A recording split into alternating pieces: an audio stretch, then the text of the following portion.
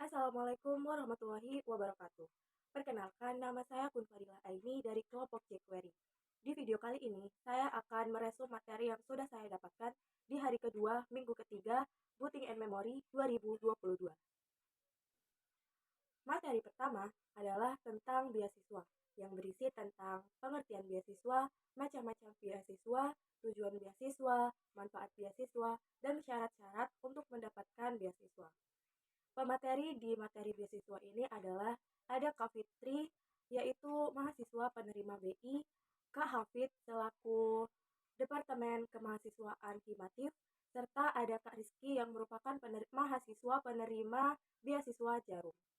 Beasiswa sendiri adalah bantuan yang diberikan oleh kampus atau instansi luar untuk membantu para pelajar yang membutuhkan. Untuk di Universitas Trunojoyo Madura sendiri, ada beberapa beasiswa, seperti Jarum, BI atau Bank Indonesia, serta ada beasiswa tahfiz. Selain itu, ada beasiswa yang diberikan oleh kementerian, seperti BPA, BPM, dan Bidik Misi atau yang biasa kita kenal dengan KIPK.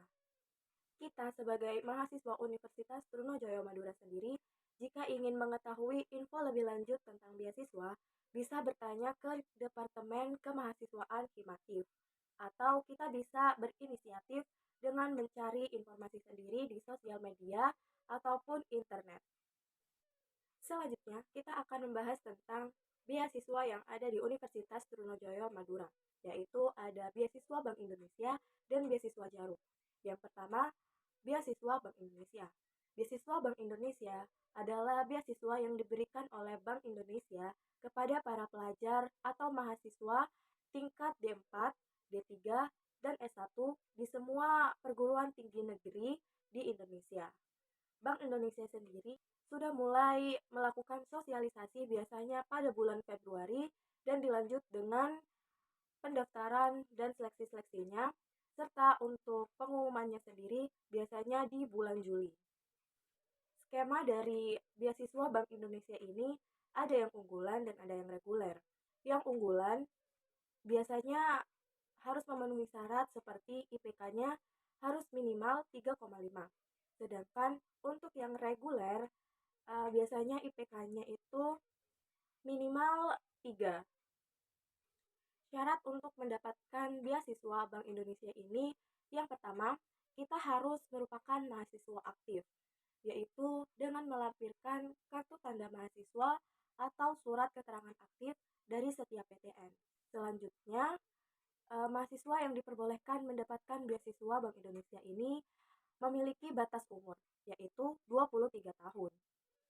Dan tidak boleh sedang mengikuti beasiswa lain. Yang terakhir, syarat untuk mendapatkan beasiswa Bank Indonesia ini, kita dituntut harus ikut berperan aktif di setiap kegiatan yang dilaksanakan oleh Bank Indonesia itu sendiri.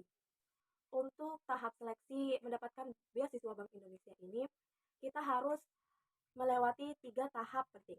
Yang pertama, ada seleksi administrasi yang biasanya dilakukan di tingkat fakultas di setiap universitas. Di tahap seleksi administrasi ini, kita harus menyertakan KTM, transkrip nilai, serta motivator. Motivator yang dimaksud adalah motivasi kita untuk mengikuti program beasiswa Bank Indonesia ini. Yang kedua, ada seleksi wawancara yang langsung dilakukan oleh petinggi Bank Indonesia dari Jawa Timur. Dan tahap terakhir adalah pengumuman. Saat memberikan materi tentang beasiswa Bank Indonesia ini, Kak Fitri juga memberikan tips agar kita bisa lolos ataupun setidaknya bagaimana cara mengikuti tahap-tahap seleksi Bank Indonesia. Yang pertama, kita harus memahami isi CV yang sudah kita buat dengan sebaik mungkin. Kemudian, kita juga harus menjawab pertanyaan yang diberikan dengan jujur, singkat, jelas, dan padat. Kita juga harus menyiapkan pertanyaan tentang Bank Indonesia di tahap wawancara. Serta kita juga harus percaya diri dengan kelebihan dan kekurangan kita. Jangan mudah insecure, kita harus optimis bahwa kita bisa. Setelah kita diterima di beasiswa Bank Indonesia ini, kita akan masuk komunitas yang bernama Genbi. Genbi ini adalah komunitas dari mahasiswa yang diterima dalam beasiswa Bank Indonesia itu sendiri. Genbi mempunyai proker serta struktur kepengurusan seperti divisi pendidikan, humas, kesmas, lingkungan hidup, divisi KWU, dan divisi SDM. Selanjutnya, ada beasiswa Jarum yang disampaikan oleh Kak Rizky selaku mahasiswa yang menerima beasiswa Jarum. Beasiswa Jarum sendiri adalah beasiswa yang diberikan oleh instansi Jarum untuk para mahasiswa sejak tahun 1984. Selanjutnya, kenapa sih kita harus mengikuti beasiswa Jarum ini? Beasiswa Jarum ini memberikan soft skill training yang sangat terjamin kepada penerimanya. Penerima beasiswa Jarum juga memiliki beberapa kegiatan yang akan dilakukan, seperti yang pertama ada karakter building, yang kedua ada leadership development, kemudian ada writing competition, ada national building, dan yang terakhir ada international exposure. Materi yang kedua adalah tentang informatika juara yang langsung disampaikan oleh Kak Indra selaku Departemen Pendidikan Himatif. Ada juga Kak Huda selaku COUKM GDSC, dan yang terakhir ada juga Kak Galip selaku juara kedua lomba internasional di Rusia. Informatika juara ini adalah suatu proker dari Himatif yang menghimpun, membantu, dan mengarahkan para mahasiswa teknik informatika UTM yang ingin mengikuti lomba. Kak Huda bercerita tentang pengalaman-pengalamannya saat ikut lomba, serta pengalamannya untuk mengikuti lomba tersebut yang dibantu oleh para pengurus Himatif saat itu, sehingga dia bisa mendapatkan juara yang dia inginkan. Kak Huda juga memberikan beberapa tips kepada kita, yaitu kita harus mencari teman yang bisa diajak belajar bersama, serta mencari tempat yang strategis agar kita tidak mudah cepat bosan untuk belajar. Kak Huda juga bilang jangan pernah membatasi diri untuk belajar. Kak Huda juga memberikan beberapa motivasi, seperti salah satunya, jangan berhenti belajar sampai ajal menjemput. Materi selanjutnya sekaligus materi terakhir di hari kedua minggu ketiga Booting and Memory 2022 ini membahas tentang teknik persidangan yang dibawakan oleh pemateri Kak Lutfi Ramasandika Yustiadi dan Kak Dio Adia Wicaksono. Persidangan. Apa sih persidangan itu? Persidangan adalah pertemuan formal suatu organisasi untuk membahas masalah tertentu dalam upaya menghasilkan keputusan yang dijadikan sebagai kebijakan. Jenis-jenis persidangan ada sidang pleno, sidang komisi, dan sidang paripurna. Kita akan membahasnya satu persatu. Yang pertama ada sidang pleno. Sidang pleno adalah sidang yang dilakukan sebagai pembuka yang membahas peraturan sidang. Yang kedua, ada sidang komisi. Adalah sidang yang dilakukan secara terbatas guna pemantapan ide atau gagasan.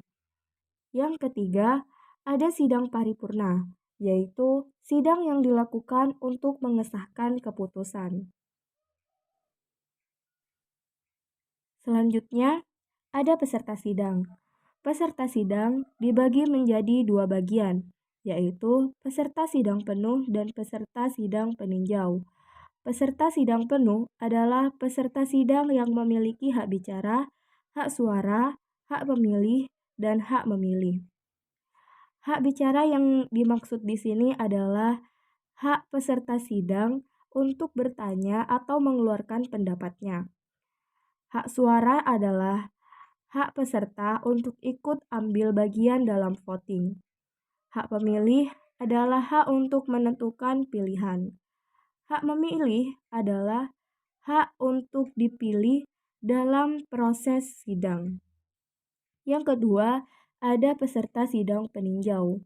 Peserta sidang peninjau adalah peserta yang memiliki hak bicara untuk mengeluarkan pendapat dan bertanya. Selanjutnya, ada pimpinan sidang. Pimpinan sidang adalah pimpinan yang dipilih dari sidang pleno dengan kriteria tertentu, yaitu sebagai berikut. Dipilih oleh peserta melalui pleno, bertugas untuk memimpin dan mengatur jalannya persidangan, berkuasa untuk memimpin dan menjalankan tata tertib. Pimpinan sidang dibagi menjadi 3 bagian. Ada Presidium 1, Presidium 2, dan Presidium 3.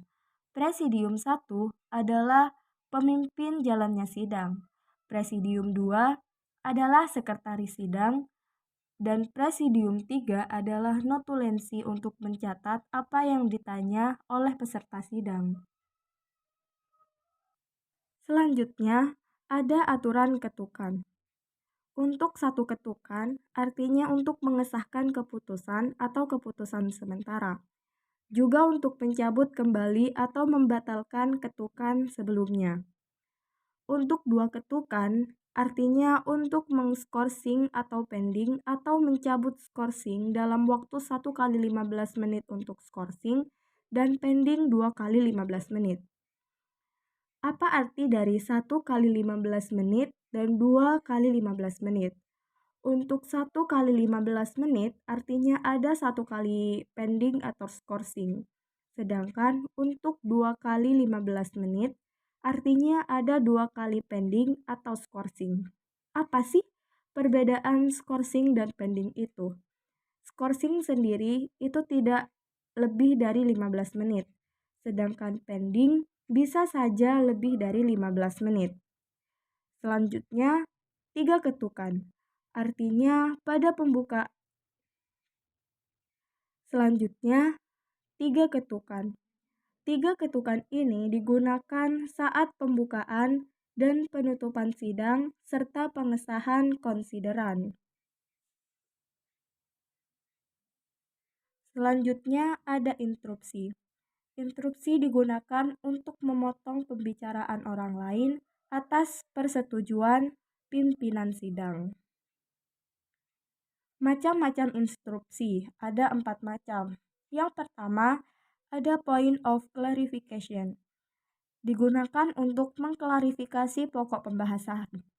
Yang kedua, ada point of information. Artinya, untuk memberikan informasi yang berhubungan dengan pokok masalah. Yang ketiga, ada point of order. Digunakan untuk memberikan penegasan atas pokok masalah yang dibahas.